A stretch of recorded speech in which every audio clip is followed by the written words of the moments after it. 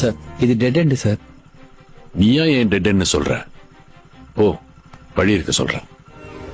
Sir இந்த இடத்துல எப்படி சார் இவ்வளவு கூட்டம்? அவன் இடத்த நம்பி ஆரம்பிக்கல, அவனை நம்பி ஆரம்பிச்சிருக்கான். அவன் எங்க கடை வச்சாலும் கூட்டம் அவனை தேடி வரும். எப்படி இருக்கு? சூப்பரா இருக்கு, செமையா இருக்கு. இப்ப புரியுதா ஏன் இவ்வளவு கூட்டம் வருதுன்னு? திருநெல்வேலியில இருட்டு கடை பத்தி தெரியுமா? தெரியும் சார். ஒரு காலத்துல கோயில் எதிர்த்தாப்புல கரண்டே இல்லாம இருட்டுல ஆரம்பிச்சது, அதனாலதான் பேர் இருட்டு கடை.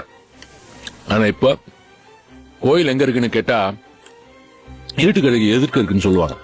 ஒருத்தன் நினைச்சா தன் திறமையால ஒரு லேண்ட்மார்க்கே மாத்த முடியும்ன்றதுக்கு அது உதாரணம்.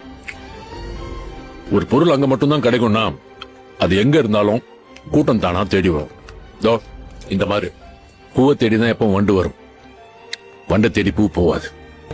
அதான் இயற்கை.